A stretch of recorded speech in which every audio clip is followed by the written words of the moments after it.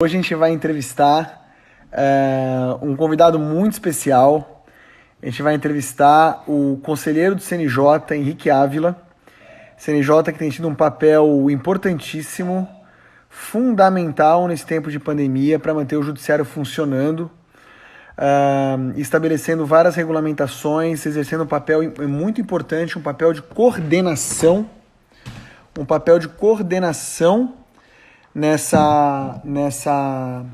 obrigado, um papel de coordenação nesse momento de pandemia, né, que é fundamental. São mais de 50 tribunais em todo o país. O Henrique Ávila ele vai estar com a gente e vai falar um pouquinho, né, sobre o trabalho do CNJ, um pouquinho sobre esse momento de transição que a gente está vivendo e como o CNJ vem utilizando a tecnologia para manter o judiciário funcionando. E vamos ver se ele responde a minha pergunta, né? Será que a gente está caminhando para um caminho sem volta? Quer dizer, será que muito do que está sendo introduzido em termos de inovações tecnológicas pode mudar um pouco a concepção de poder judiciário que a gente tem no Brasil? A gente poderia estar caminhando ou podemos caminhar para fazer experiências de cortes online, né? Henrique Ávila já entrou aqui, já vai pedir a solicitação, ele pedindo eu já aceito e já entra nesse papo conosco.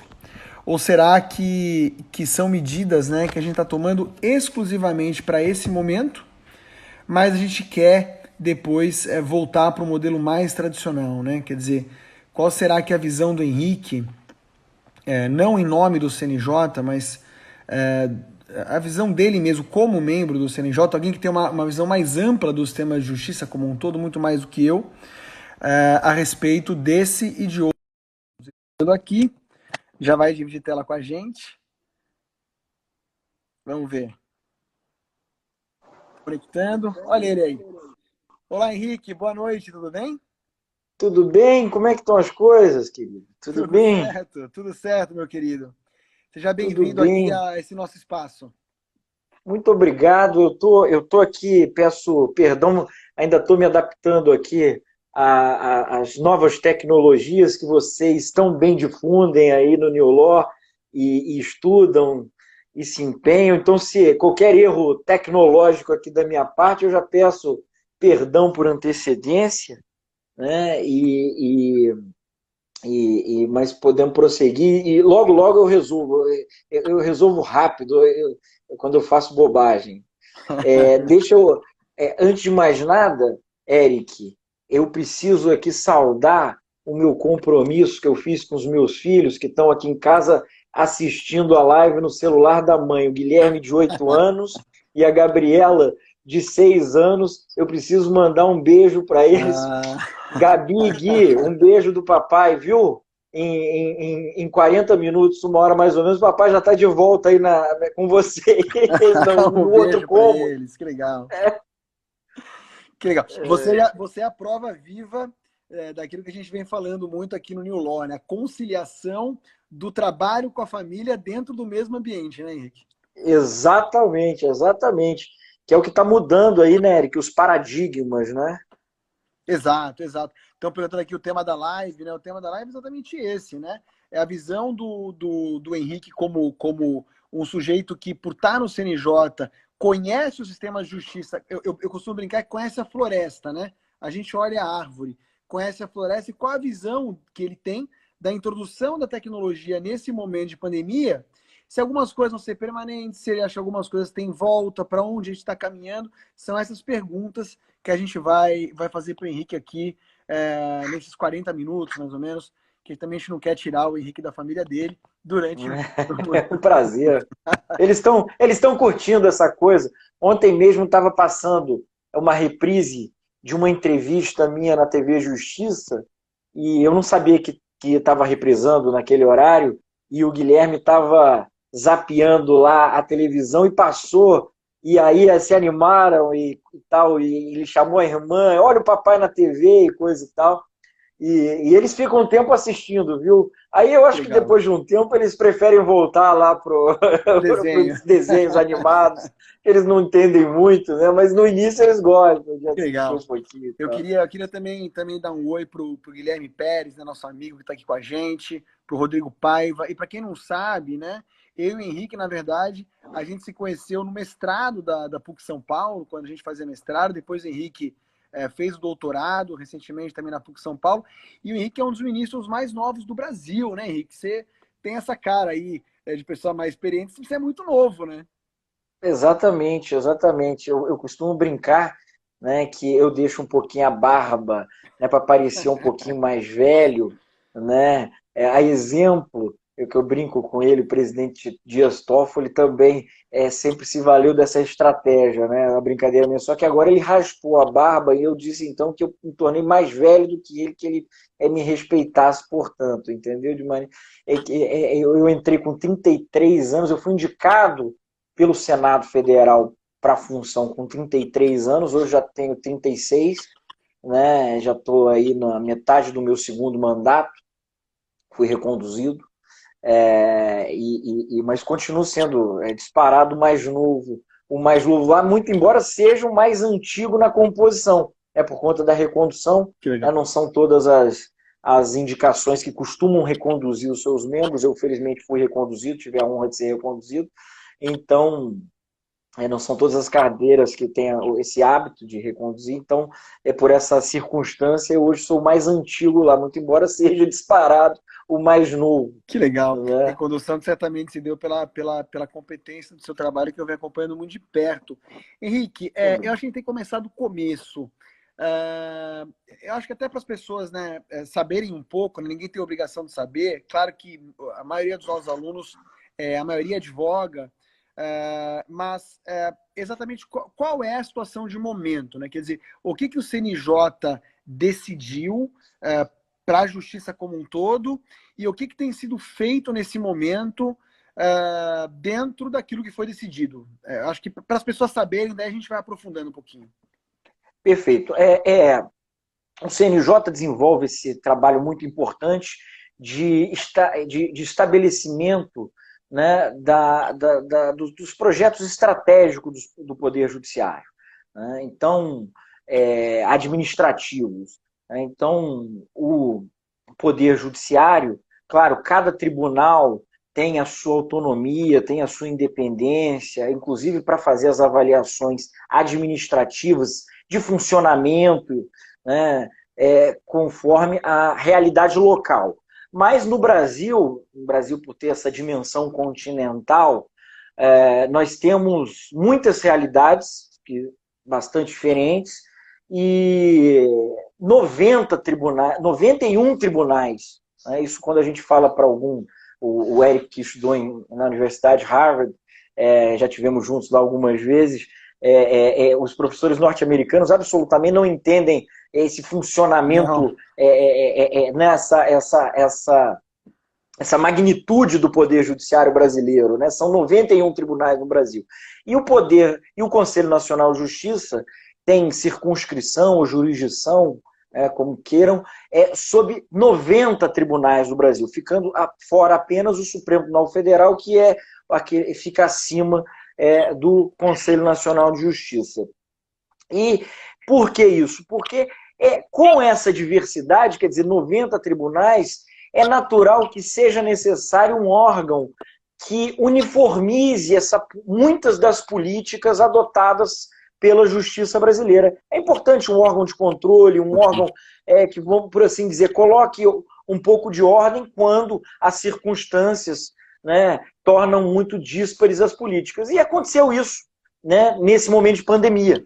Né, quando, depois da declaração da OMS, posteriormente do Ministério da Saúde brasileiro, e mais precisamente até do Congresso Nacional, quando decretou o estado de calamidade pública, até 31 de dezembro, cada tribunal, vendo ali as dificuldades da prestação da jurisdição, com todas essas medidas de isolamento que foram tomadas, cada tribunal começou acertadamente a tomar suas medidas, né? Claro, claro. Alguns suspenderam prazos, alguns determinaram o fechamento e o trabalho naquele regime do plantão do final do ano, outros não suspenderam os prazos. Isso, de alguma forma, foi ganhando uma proporção que começou a ficar, no conjunto, né, não internamente cada tribunal, mas no conjunto, muito desorganizado.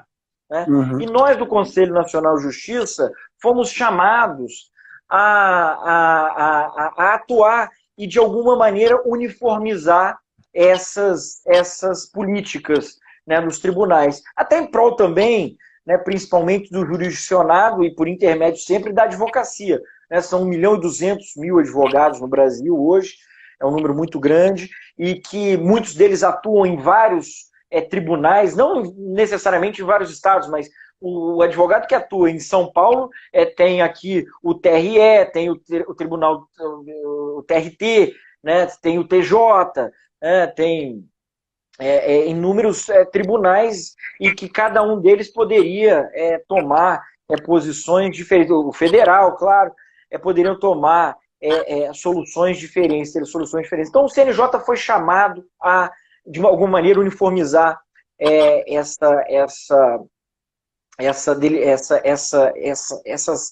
determinações dos tribunais, essas políticas dos tribunais para o caso da Covid-19. E qual foi a nossa medida que nós tomamos na resolução 313, né, do Conselho Nacional de Justiça? Tem coisa de um mês que nós a publicamos, salvo engano, ela é do dia 30 de março, 31 de março, foi publicada 31 de março, ou um pouco antes, não sei. Bom, eu não tenho a data exata aqui, mas a resolução 313 de 2020 do CNJ.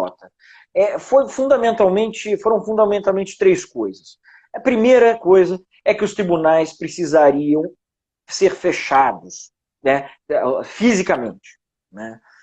Isso foi muito importante, que é para atender às determinações das autoridades públicas de saúde, para a saúde de todo o sistema de justiça, não só dos juízes e servidores que trabalham diretamente no fórum, mas aqueles que trabalham no fórum, né, os advogados, as partes. Então nós tomamos essa deliberação. A segunda deliberação foi de que, mesmo fisicamente fechados, eles deveriam ficar 100% trabalhando, né? Porque, como eu disse, alguns tribunais estavam se encaminhando para um plantão, aquele plantão de final de ano, né, que funcionava em recesso e só as causas urgentes que ficariam sendo deliberadas naquele período.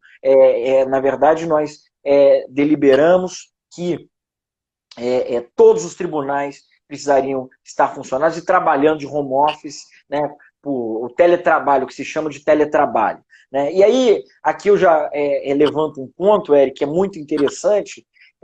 Um juiz amigo meu, quando soube que nós estávamos por deliberar isso, veio dizer: Henrique, no meu tribunal isso não vai funcionar, porque o sistema de teletrabalho não permite que mais de 20%, 30% mais ou menos dos servidores e dos juízes trabalhem em teletrabalho. Eu fingi que não ouvi, né, porque eu sou partidário da tese de que 90% dos problemas da nossa vida se resolvem sozinhos.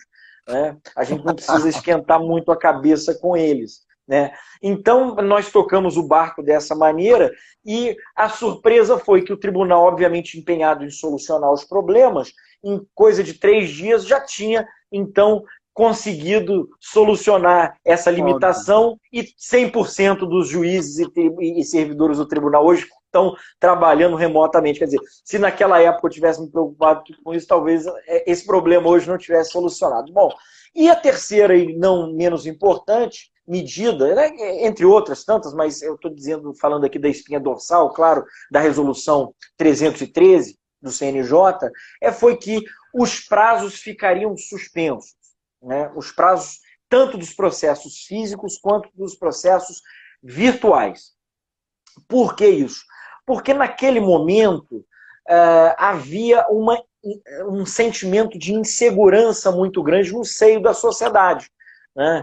As pessoas estavam muito assustadas, não sabiam exatamente o que fazer, havia uma determinação de recolhimento das pessoas às suas casas, como ainda há, e as pessoas ainda estavam se adaptando aos novos meios. Claro, os juízes estavam trabalhando, os servidores dos tribunais, normalmente, né, nas suas casas no home office. Mas os advogados poderiam encontrar alguma dificuldade, porque se havia uma exigência para eles de desmobilização, Eric, como é que ele se desmobiliza com aquela espada daquele prazo na sua cabeça, que é muita responsabilidade? Não podia ser né? diferente. E mais do que isso, muitos prazos, né, a gente que é advogado, eu sou advogado, embora licenciado, né, para cumprir o meu mandato no CNJ, que é incompatível, claro, com a advocacia, mas como é que o advogado, que muitas vezes, cumprindo o prazo, vai se comunicar com o seu cliente, né, com uma empresa, ou com o RH da empresa? Olha aí o advogado de um reclamante na Justiça do Trabalho, por exemplo. Como é que ele vai levantar, advogado de uma empresa, né, ele vai levantar na empresa as informações necessárias, muitas vezes, para cumprir o prazo, se a empresa também está desmobilizada, se a empresa também está em home office. Então, essa suspensão do prazo foi muito importante naquele momento. Felizmente, nós recebemos muito mais elogios do que críticas, né? Porque críticas são sempre muito saudáveis e sempre vêm, né? Mas aquela suspensão de prazos foi importante naquele momento para que as pessoas pudessem se aclimatar também com essa nova vida, né? Com esse novo cenário de trabalho remoto, não só dos juízes e servidores da justiça, mas dos escritórios de advocacia, né, dos cidadãos, que são jurisdicionados de uma maneira geral. Então foram essas três as mais importantes determinações do CNJ para esse momento de pandemia, né, que foi o fechamento físico dos fóruns e o trabalho virtual, o trabalho remoto de todos os juízes e servidores, e a suspensão dos prazos nesse primeiro momento até dia 30 de abril, né, que foi a determinação da resolução 303. Muito embora a resolução esteja em vigor até 31 de dezembro, porque ela acompanha a decretação de estado de calamidade do Congresso Nacional, acompanha temporalmente este ato do Congresso Nacional.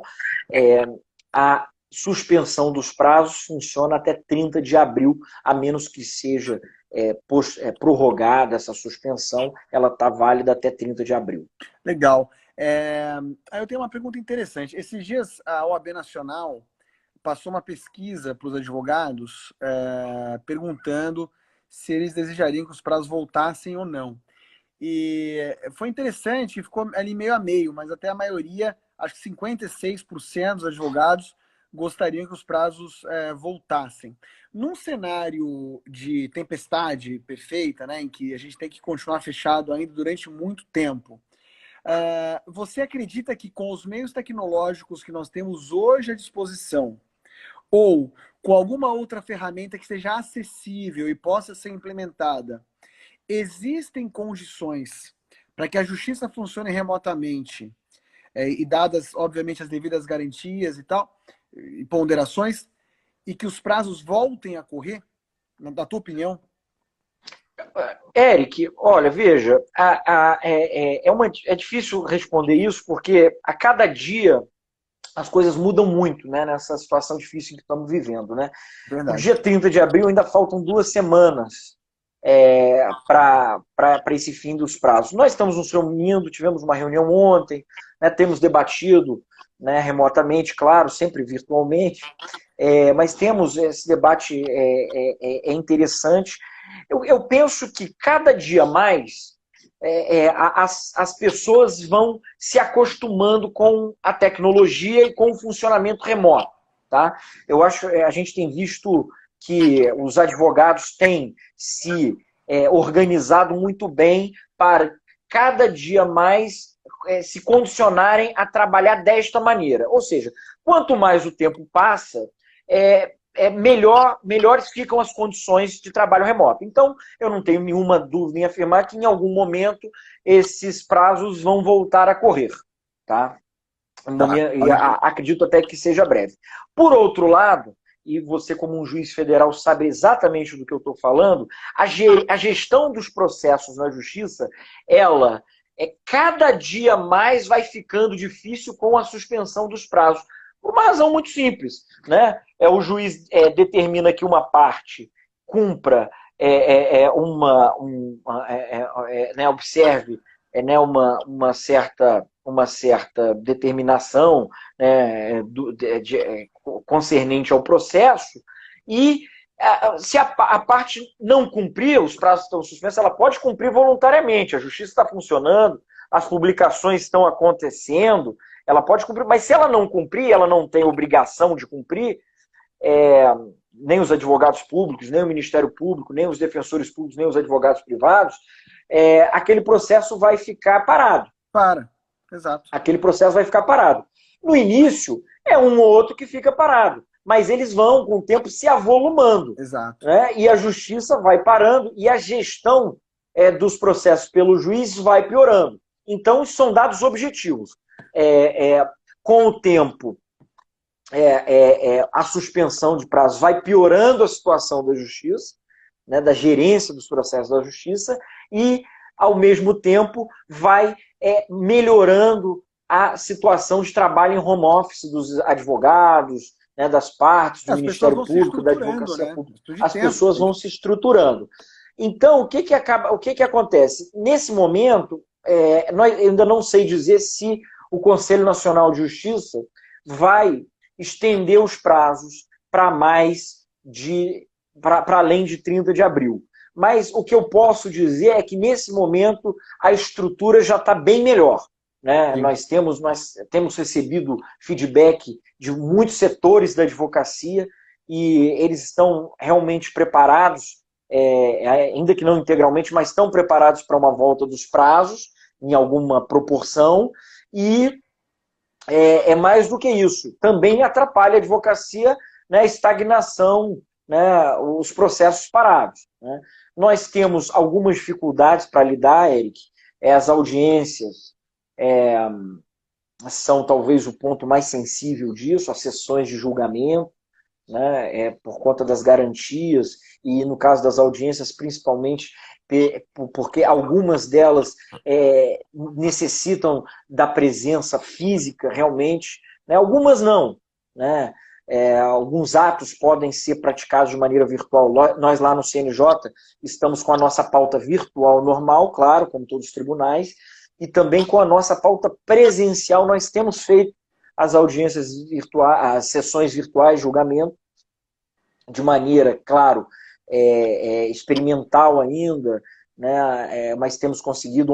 Anteontem mesmo tivemos uma por videoconferência que durou bastante tempo, foi de 2 às 6 horas da tarde, mas a gente não pode esquecer que, sobretudo no que diz respeito à audiência, a gente tem, por exemplo, audiências de violência doméstica, né, em que muitas vezes o contato físico com o juiz é importante, né, com o promotor, né, com o defensor público, com o advogado, aquela sessão, ela é uma sessão diferente. Audiências criminais, né, Henrique? Audiências criminais de uma maneira geral, audiência de custódia, que em algumas circunstâncias, se ela não for presencial, ela de nada serve.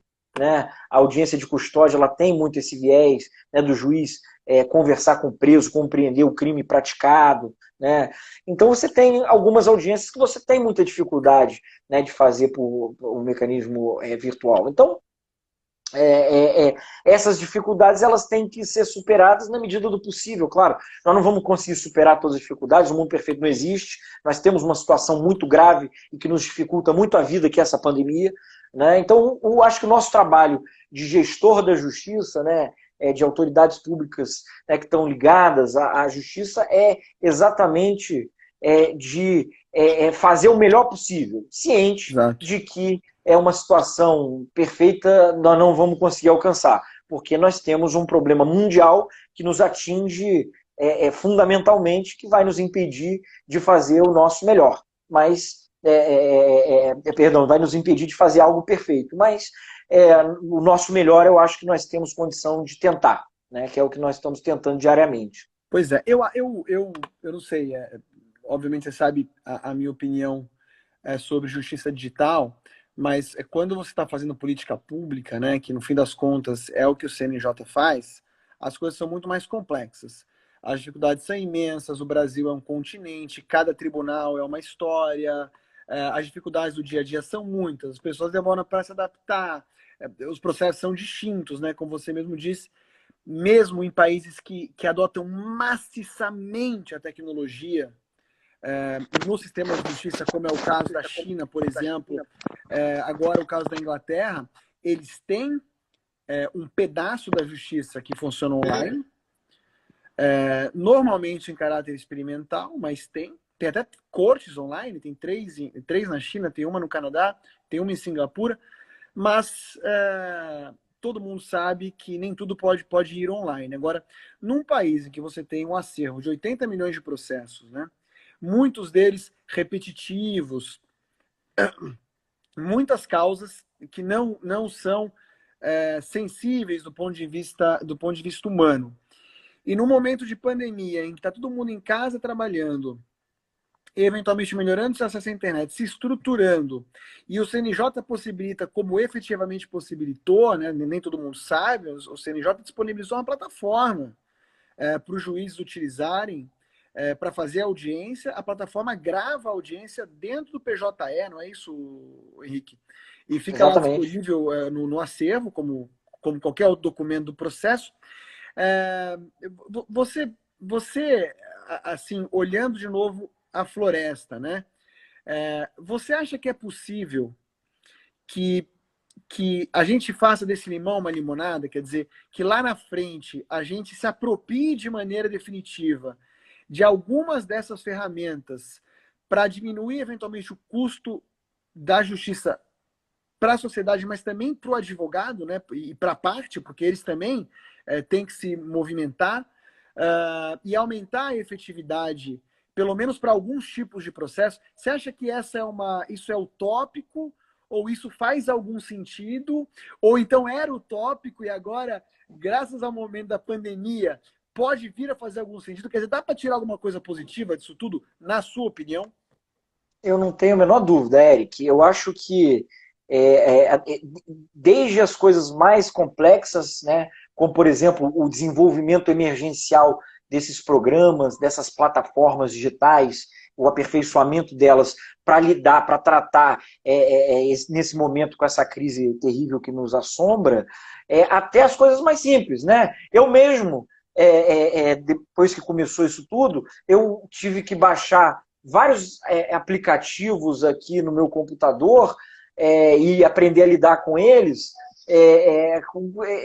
do dia para a noite, né? E isso foi feito. Eu compreendi, passei a lidar com eles e me aperfeiçoei. E eu acho que do mesmo jeito que eu estou me aperfeiçoando, eu acho que todos aqueles que, né, no que diz respeito ao nosso assunto específico aqui, que lidam com o sistema de justiça, né, juízes, servidores, advogados, membros do Ministério Público, defensores, todos estão se aperfeiçoando a utilizar essa plataforma. Eu hoje mesmo falava com um amigo que me disse que despachou com uma juíza por telefone e me disse o seguinte, que foi muito melhor do que os despachos ao vivo, porque essa juíza é muito tímida e ela ao vivo não fala nada. E no telefone não tem como você não falar, porque senão parece que caiu a ligação. Então a juíza falava alguma coisa, né? Então ele adorou, ele falou, olha, o telefone está maravilhoso. Então veja, as coisas de alguma maneira vão mudando muito, né? E claro, incrível, né? nós estamos todos sendo forçados a lidar de uma maneira muito veloz com a tecnologia, que nós, em geral, não damos. Eu vou até falar aqui algo em primeira mão para vocês do New Law. Opa. Eu, como presidente da Comissão de Acesso à Justiça do CNJ, sob a qual está a temática da mediação e da conciliação, nós estamos no CNJ desenvolvendo um projeto muito interessante para lidar com plataformas digitais de mediação, conciliação e negociação porque nós precisamos aproveitar esse momento, olha o que você está dizendo do limão, uma limonada, para colaborar com o Poder Judiciário, porque o Poder Judiciário hoje, nossos últimos números, já tem 80 milhões de causas, ele não vai conseguir lidar com as causas novas que estão vindo da Covid, e isso vai, de tal maneira, pode de tal maneira atrapalhar o Poder Judiciário, que ele tem a dificuldade de lidar, inclusive, com as antigas, né, Exato. que é uma situação de colapso, né? A gente fala muito de colapso do sistema de saúde, mas temos também que tomar cuidado com um colapso, não podemos colapsar o Poder Eu usei Judiciário, né? exatamente esse termo no artigo que eu escrevi no Jota na terça-feira. E essa comparação. Porque colapsa Exatamente. mesmo. Colapsa mesmo. Colapsa. Então temos que ficar atentos. Então é um momento que a gente tem que trabalhar a mediação e a conciliação, desenvolver essas plataformas de maneira veloz e com o apoio das grandes empresas que estão, eu posso dizer, sou um dos representantes da sociedade civil no Poder Judiciário, estão sempre dispostas a colaborar com tecnologia, com expertise, com recursos humanos, e de todas as maneiras, também tem que estar nesse projeto, o Ministério Público, a advocacia é sempre muito empenhada. Eu conversei longamente com o Felipe Santa Cruz, presidente do Conselho Federal da OAB, na semana passada, e ele disse: Henrique, olha, no que eu puder colaborar, né, que os advogados puderem colaborar com a jurisdição, né, nesse momento, olha, eu estou dentro disso e tal. Então, quer dizer, eu acho que é um concerto entre todos os players, né, todos os atores aí do sistema de justiça para, nesse momento, em favor da justiça, do Poder Judiciário. E aí que entra esse do limão uma limonada, quer dizer, algo que sempre pode ser feito, que poderá ser sempre feito, mas que nós estamos acelerando neste momento de crise. Né? Então eu Excelente. acho que é isso, que é a justiça se desenvolvendo, aproveitando esse mau momento para transformar no que é possível as coisas em algo produtivo, em algo eficiente. Cara, é maravilhoso ver isso.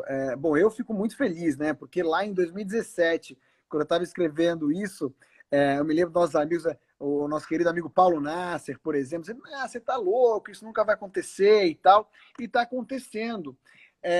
Paulo Nasser, que está vendo a gente, é professor do New Law, na pós-graduação de arbitragem, né? Um arbitralista de escola que nós temos no país. Além um dos advogados mais brilhantes que eu conheço, é um grande arbitralista, um grande professor, e também é um grande imitador, de maneira que, se você me dizendo que ele está assistindo, me deixa preocupado, Porque porque depois ele. ele vai fazer uma imitação nossa, não tem a menor dúvida. E ele imita os dois, né? Ele consegue imitar a Os dois, conversa. ele Isso é faz engraçado. aquele negócio Marcelo Adnet, aquele negócio Tom Cavalcante, né? De um lado e de outro, né? Ele usa a tecnologia, né?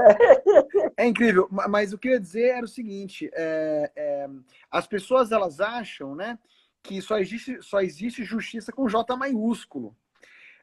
E eu vejo muito como juiz, a juiz é a profissão mais ingrata que tem, porque você sempre vai desagradar alguém. E às vezes você desagrada os dois lados. Quando as partes buscam uma autocomposição, você também faz justiça, só que não é dentro do Poder Judiciário, com J maiúsculo. Mas a justiça é o que as pessoas querem. As pessoas, elas não têm, eu falo isso, às vezes as pessoas se assustam um pouco. As pessoas não têm tara pelo Poder Judiciário. As pessoas têm problema que elas precisam resolver, né? Por É isso que isso. existe o Poder Judiciário, por isso que existem os advogados, e tem que ser assim. Agora, se ela puder resolver o problema com a outra parte e chegar numa solução que seja boa para os dois lados, tanto melhor. A gente não tinha tecnologia para isso antigamente. De 2000 para cá, com a experiência do eBay lá nos Estados Unidos, que precisou, porque era uma plataforma de comércio eletrônico, e precisou começar a desenvolver um jeito de resolver as disputas, senão o negócio quebrava, isso começou a ser desenvolvido e hoje vem sendo utilizado em larga escala no mundo todo. Tem plataformas públicas, como, por exemplo, o consumidor.gov, que é muito interessante, atinge 70%, 80% de índice de conciliação, o judiciário está em 10%, 11%. E as empresas, né, o Henrique falou, ele está falando uma grande verdade. As empresas têm interesse em colaborar, porque elas não querem litígio com os consumidores. Uma vez que as empresas entram em litígio com o consumidor, todo mundo gasta mais dinheiro, diminui a confiança, a atividade econômica cai. ainda mais num momento como esse, que está todo mundo precisando de alguma maneira sobreviver, é um ótimo momento para reunir todos os agentes econômicos e botar todo mundo dentro desse movimento pela digitalização da autocomposição de conflitos. Isso é uma grande notícia, Henrique. Muito legal. Não, eu costumo dizer que claro, aqui no Brasil a gente tem essa beligerância e tal. Nós fomos criados um pouco com essa regra na nossa faculdade, né, Eric? Que na época não eram tão avançados como o ensino do New Law, por exemplo, né, e de outras grades de universidades que hoje tem a mediação e a conciliação. Nós somos nós somos professores de processo civil, né, Eric? A gente teve aula de recursos, de sentença, de coisa julgada, né? Não teve de conciliação, mediação, isso não passava pela nossa cabeça. Depois, né? Era o novo sistema recursal, depois era o novíssimo sistema recursal. Exato, quer dizer, isso, a coisa vai só piorando, né? Então, eu acho que o que pode ser levantado nesse momento também, que é isso, no sentido de que a melhor solução não necessariamente está no Poder Judiciário. Eu costumo dizer isso, até é uma coisa interessante, quando a gente fala de solução alternativa, né, de conflitos, né, que veio do inglês Alternative Dispute Resolutions, né, por conta do Alternatives, mas aqui no Brasil, desde 2010, a partir da resolução do CNJ 125, nós tentamos adotar uma outra terminologia, uma outra nomenclatura, que é a soluções adequadas de conflitos. Por quê? Porque muitas vezes a melhor solução para um conflito ela não está no Poder Judiciário. A mais adequada é a mediação ou conciliação, ou uma simples negociação entre as duas partes, ou arbitragem, né? Mas não necessariamente está no Poder Judiciário. Se a melhor solução estiver no Poder Judiciário, o Poder Judiciário, evidentemente, estará lá para julgar a demanda. Mas nós precisamos antes perquirir se esta melhor solução está no Poder Judiciário ou está em outra das outras vias, né? Então, se outra solução é mais adequada para o conflito. Então, preferimos essa terminologia que diz muita coisa, né? Então, acho que é essa linha que deve se seguir aí nesse momento, né? Olha, que eu fico muito feliz com essa nossa conversa. Você sabe qual é a opinião que eu tenho sobre o CNJ. Inclusive, hoje estou muito feliz de ser um colaborador, né? Num dos grupos de trabalho, inclusive, é seu convite. Para nossa honra, para o nosso prazer. Não, é uma honra para mim. O trabalho de coordenação que o CNJ faz já há muito tempo, e o trabalho de separar o joio do trigo, né, de cobrar os maus profissionais, é algo que protege muito o bom juiz, né? O juiz que está realmente preocupado e comprometido com o seu trabalho. E agora, conversando com você, eu vejo que o CNJ está também olhando para o futuro e certamente tomando decisões ou começando movimentos que vão beneficiar muito a sociedade. A Carolina Talk, que está aqui mandando mensagem, né, que acabou de mandar mensagem aqui, precisa de uma visão pró-conciliação também na administração pública. Ela está coberta de razão. E esse não é um problema que o CNJ consegue resolver, porque o procurador federal, a Carol Tal, que é juíza federal, minha colega, Henrique, uma juíza brilhante, estudou em Colômbia, brilhante, absolutamente brilhante, trabalha com... Hoje tá assessorando o ministro Luiz Roberto Barroso no Supremo. Exatamente, você conhece. O problema, e ela sabe, é que às vezes um procurador do INSS ou um advogado da União faz um acordo e depois ele toma uma representação do TCU, né? Então, em algum momento, nós vamos ter que ter um outro nível de coordenação que hoje o CNJ não pode fazer, porque ele está cuidando ali do Poder Judiciário, que permita que isso aconteça. MP, nós fizemos, Eric, Procuradoria e Judiciário. Nós fizemos, Eric, eu e a doutora Rita Nolasco, que é diretora da escola da AGU, sim, aqui em São Paulo, e CNJ, AGU e a Fiesp, nós fizemos um evento, deve ter coisa de 3 meses, na Fiesp, de justiça conciliativa no poder público. Veja que interessante. E nós conseguimos reunir alguns painéis em que as pessoas falavam das dificuldades, né, dessas dificuldades do poder público em conciliar, né, em fazer uma mediação, e nós conseguimos colocar também um ministro do TCU, o ministro Bruno Dantas, para falar sobre isso também, né? E aí foi muito interessante, porque a gente colocou, havia professores de direito administrativo, procuradores, né, de justiça, procuradores da Fazenda, advogados públicos, e que relatavam essas dificuldades e que foram respondidas pelo ministro do TCU, né? Então, realmente, a Fazenda Pública ela tem essa dificuldade, mas eu quero lhe dizer, Eric, que essas dificuldades têm sido superadas, as câmaras da Fazenda Pública têm funcionado muito bem, muitas vezes a gente não tem muita notícia, mas, olha, tem... eu fiquei sabendo nesse seminário de um trabalho excepcional que a Fazenda Pública vem desenvolvido. Eu mesmo acompanho o ministro André Mendonça, que é o advogado-geral da União. Já tivemos inúmeras conversas e ele está sempre disposto na medida do possível, orientar a Fazenda Pública a não recorrer quando for eles não tiverem razão, for uma matéria simulada nos tribunais, a fazer os acordos.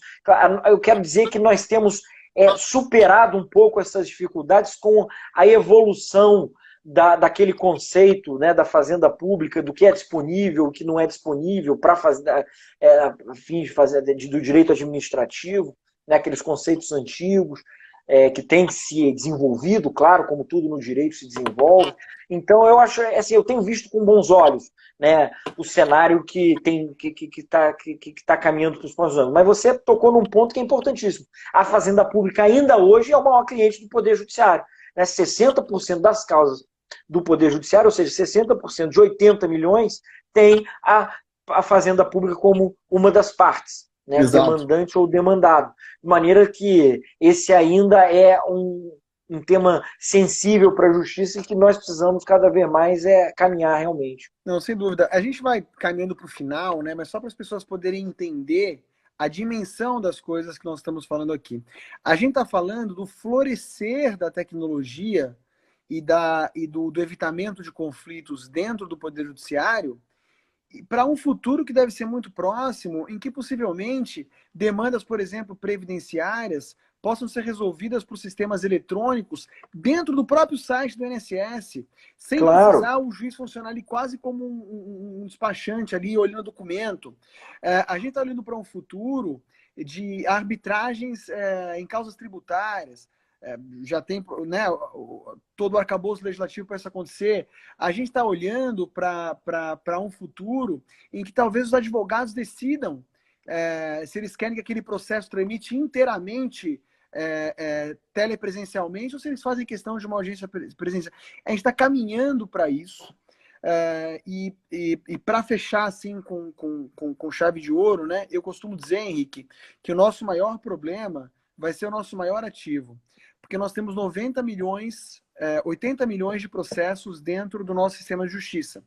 Mas nós temos os maiores níveis de digitalização do mundo, de outro lado. Então, o oceano de dados que nós temos dentro do Poder Judiciário para trabalhar com tecnologia, para alimentar ferramentas que usam inteligência artificial, que vão poder auxiliar as partes, os advogados e os juízes, para solucionar conflitos, ninguém em nenhum lugar do mundo vai ter. Ninguém, não, eu vou lhe dizer, eu tive, você sabe disso, é meu amigo, a gente fala quase todo dia, eu tive em Haia, nos Países Baixos, coisa quando foi, tem um mês mais ou menos. Né, quando o mundo ainda existia.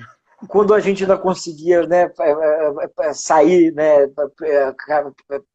pelo mundo, eu tive... E tivemos lá um seminário, um congresso muito interessante, né, que falou sobre o sistema de justiça no Brasil também, e tal, de todos os países, todas as delegações. Eu tive o prazer de integrar a delegação brasileira, e eu fui fundamentalmente representando o CNJ, veja isso, Eric, para levar ao conhecimento dos países que o Brasil tinha obtido um grande êxito na aplicação do sistema de apostilamento de AIA, porque apostilamento poupou o reconhecimento de documentos estrangeiros, poupou Claro. muito trabalho, muita energia. Antes precisava, nós lembrávamos, da consularização dos documentos, quer dizer, era uma burocracia muito grande. Hoje basta que um cartório autorizado para isso faça um apostilamento e o documento passa a ter validade em território nacional.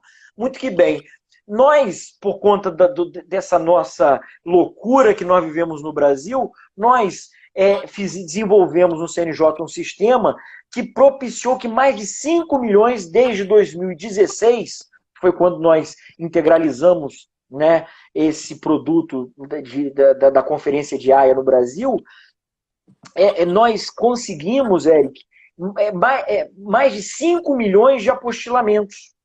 Mais de 5 milhões. Quando eu disse isso lá na convenção, os representantes dos países ficaram estupefatos e admirados.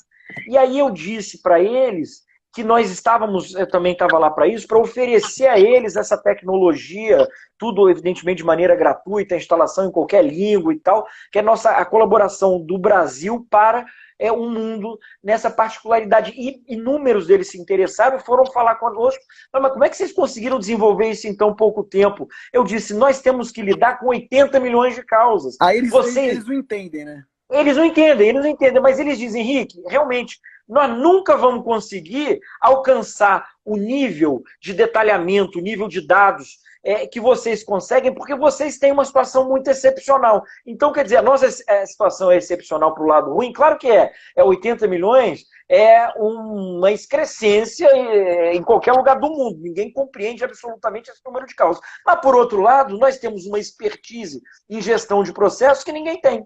Né? Então, isso pode ser compartilhado e tal. E é uma missão do Brasil no exterior que é muito bem vista. Exatamente por isso. Os países querem beber da nossa fonte, porque nós temos mecanismos de lidar com a alta judicialização que ninguém tem. Não sei se você se lembra, Érica, eu te contei essa história, foi em 2018, já tem um tempo, eu estive na Universidade de Colômbia, dei uma palestra lá e falei da alta judicialização do setor aéreo no Brasil, né? Já como membro da Comissão de Acesso à Justiça no CNJ, eu disse que eu fiz uma comparação, porque empresas, por exemplo, como a American Airlines, tem nos Estados Unidos, obviamente, muito mais voos que tem aqui, mas aqui eles têm muito mais ações do que tem lá, né? O que mostra essa disparidade. E num determinado momento eu caí no erro de falar que aqui nós temos juizados especiais nos aeroportos. Aí os professores, né, da Universidade de Colômbia interromperam. Disseram, não, mas me explica isso direito. Como é que tem um juiz, né, um órgão do judiciário no aeroporto, quer dizer, um juiz, uma sentença, etc. Me perguntaram aquilo e tal. E eu brinquei que eu tinha me arrependido de ter falado isso, porque eu fui apedrejado. Quase que brincaram, mas você vem reclamar aqui da judicialização, mas vocês colocam juizados nos aeroportos. Vem cá, né? Mas você está pedindo o quê? Né? Você está querendo o quê? Então eu disse assim, e eu brinquei depois com eles, isso aí já no jantar e tal, eu disse, olha, é porque eu perdi a oportunidade, mas eu devia ter dito, eu não quis para não causar mais tumulto, mas aqui no Brasil nós temos juizados nos estádios de futebol também, viu? E coisa e tal.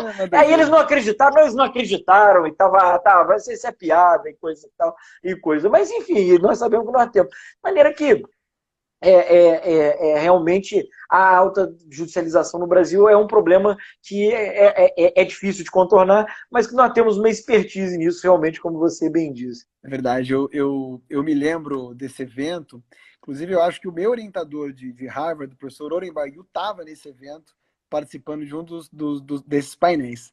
Henrique, aqui no New Law a gente tem realizado uma série de lives que viram depois podcasts para o Spotify, que vão para o nosso IGTV e ficam lá inteiras para as pessoas assistirem, completamente gratuitas. É um movimento que a gente está fazendo que é muito nosso DNA, que é democratizar conhecimento de muita qualidade, gerar interlocução entre pessoas inteligentes e, principalmente, mostrar que a crise pode sim ser uma oportunidade e depende muito do mindset de como se encara a crise. Essa nossa conversa me deixa muito feliz, porque eu tenho aqui na minha frente um representante do CNJ que mostra um mindset não só individual, mas também institucional muito alinhado com aquilo que a gente pensa. Cara, eu queria te agradecer muito você ter doado o seu tempo para nós, né, ter debatido com tanta franqueza, assim, com tanta delicadeza, temas que não são simples, né, com tanta sobriedade, e dizer que as portas estão abertas. Espero que você volte aqui outras vezes para a gente falar de outras coisas do mundo depois de acabar a pandemia, do que o CNJ está fazendo, contar coisas novas, conversar com os nossos alunos que são curiosos. Tem muita gente boa, a gente tem aqui colegas, tem alunos, tem muita gente bacana que passa por aqui e que realmente eu tenho certeza vai querer te ouvir de novo. Ah, muito obrigado, Eric. Você sabe que eu sou um admirador seu, admirador do New Law, exatamente por esse trabalho de vocês de incentivar, né, o aprimoramento das instituições jurídicas com base na tecnologia, na democratização da informação. Eu sou seu fã desde a época do ênfase, e, claro, sou suspeito para falar por conta da amizade, mas falo do fundo do coração, você sabe disso. E quero dizer que assim, também acho admirável esse trabalho que você tem feito, sobretudo nessa época de pandemia, também de continuar democratizando o conhecimento através, né, dessas lives. Eu tenho visto aqui, eu já vi diversos juízes aqui passando pela live, servidores do judiciário, advogados. Aqui o Beto Simonetti, que é meu direto amigo, secretário-geral do Conselho Federal da OAB, teve presente, a doutora Alessandra Balestieri, uma mediadora muito respeitada no Rio de Janeiro, a Carolina. Quer dizer, veja, isso tudo nos estimula cada vez mais, né, a também debater, a discutir, a escutar. Você sabe que eu sou uma pessoa que gosta muito de escutar. Eu alterei aqui a câmera. Espera Ela aí. está virada para o outro lado agora. Porque eu, desgraçadamente, apertei alguma coisa que eu já Voltou, não voltou, descobri. voltou. Pronto. Então, eu te falei que eu poderia ter dificuldades no curso, até que foi no Não, finalzinho. deu certo. Tá bom. A Glaucia era servidora do Tribunal de São Paulo, uma pessoa fantástica também. Quer dizer, veja, todos aqui se empenhando e querendo, né, debater. Você me conhece, você sabe que eu até quantas vezes a gente não conversa quando tem alguma coisa, alguma dúvida lá no CNJ, te ligo, como é que funciona isso aí na Justiça Federal e tal. Quer dizer, eu gosto sempre de ouvir, né? Eu acho que ouvir é sempre algo que a gente pode aprender. E eu falava esses dias num programa da Rede TV, que eu fui entrevistado pelo Dr. Luiz Flávio Durso, ex-presidente da OAB aqui de São Paulo, um grande amigo, e ele perguntou, ele brincando, né, com essa minha juventude, ele falou: Henrique, que dica você pode dar para os jovens, né? E aí eu brinquei, eu falei, olha, eu pensei rapidamente na fumaça do tiro e falei com o coração, falei, olha, escutem, escutem, aprendam, né? Você tem sempre o direito, você vai ter sempre o seu sagrado direito de discordar, né? Mas discuta, converse, escute, forme a sua opinião com informações. O máximo possível que você conseguir absorver, que você conseguir apreender. E tome a sua decisão. Né? Errar é humano, mas quando você escuta e você absorve informação, você tem menos chance de errar. Né? Então, eu acho que é isso que nós temos que fazer sempre, e acho que é isso que com isso que vocês colaboram diariamente. Meus parabéns, viu? E obrigado pelo convite, Eric. Obrigado, Henrique. Obrigado de verdade, mais uma vez, de coração. Eu tenho certeza que você vai voltar e eu tenho certeza que os nossos papos sempre vão continuar ocorrendo também no backstage, né? A gente sempre discute muito, troca muitas ideias. Tá aqui o Helder também, queria dar um oi para ele, amigo nosso, gostou da live. É isso, Grande pessoal. A gente professor do vai ter Mato que. Grosso. Veja que interessante, você está no Rio, eu estou em São Paulo, o Helder, que é professor de processo civil da Universidade Federal do Mato Grosso, quer dizer, está lá em Cuiabá, entra também para trocar informações. O Beto Simonetti, por exemplo, que eu disse que é o secretário-geral da OAB Federal, é de Manaus, está lá em Manaus também, nós vamos conversando conosco. Quer dizer, isso é muito interessante, né? Que as novas tecnologias proporcionam essa troca de ideias entre regiões, que é muito saudável. A gente sempre cresce muito com isso. Exato. E quando a gente voltar da pandemia, que a gente consiga continuar usando com sabedoria. Por falar em Isso. tecnologia, o Instagram vai derrubar a gente, porque depois de uma hora ele derruba. Senão a gente ficaria aqui conversando, que o papo está muito gostoso, muito bacana. Henrique, de verdade, mais uma vez aí de coração, muito, muito obrigado, querido amigo, e que a gente possa se ver em breve. Eu que agradeço. Obrigado mais uma vez, meu querido. Tchau, Tudo de bom. obrigado.